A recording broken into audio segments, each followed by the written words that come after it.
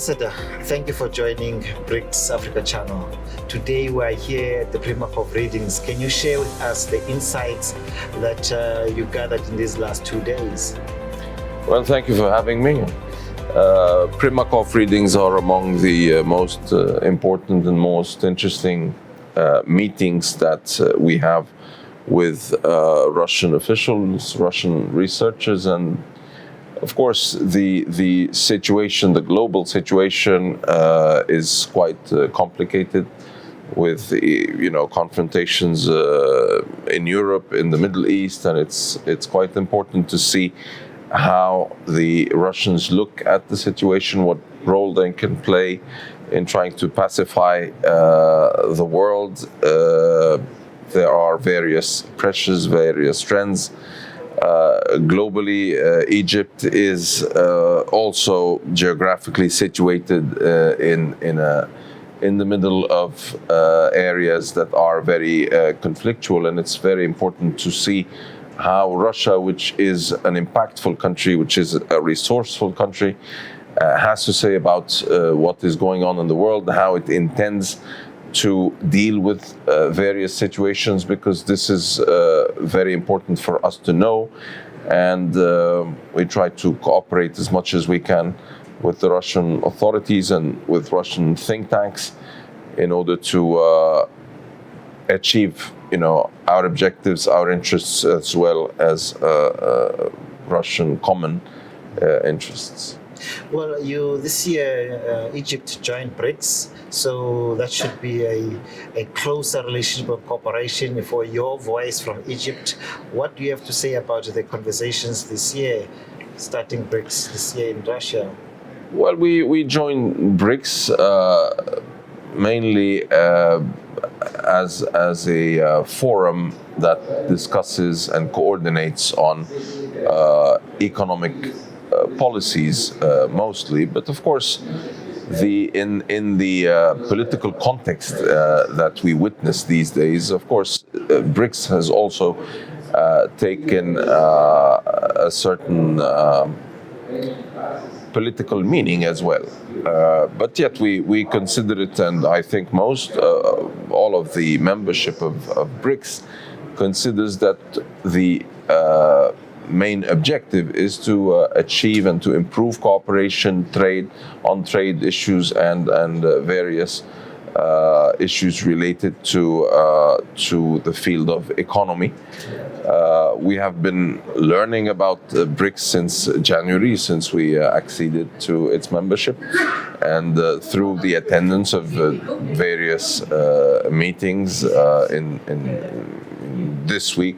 Only this week we have meetings in the fields of agriculture, environment, justice, and there have been so many meetings. So we are looking into what is on the table, what kind of cooperation, how can we benefit from being there in a group of 10 countries, various experiences being exchanged, etc., and how we can turn this cooperation into implementable projects that could have concrete benefits for all the parties, all the countries involved. So this is a learning process. It's quite like a crash course, since our Russian friends are organizing more than maybe 250 meetings.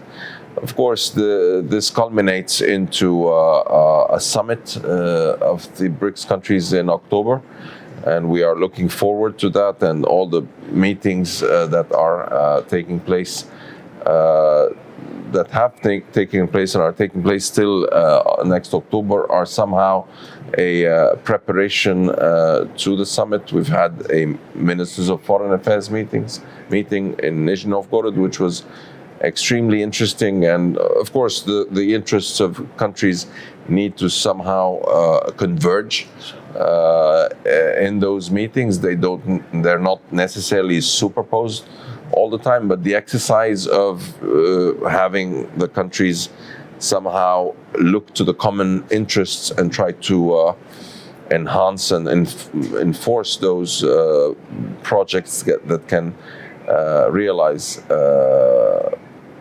sort of an upgrade in the relations, in the cooperation between those two countries, forming a certain like-minded group, if you will, is a very, very interesting exercise and one that is really worthwhile.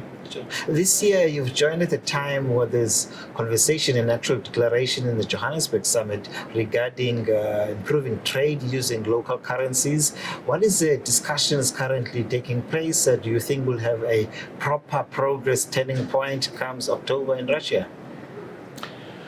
Well, these are issues that are being discussed. In fact, I think that the presence of such objectives is in itself extremely legitimate. This does not bear any necessarily any political meanings, but the fact that the countries can be able to exchange goods in their own currencies, I think, is a legitimate and positive objective.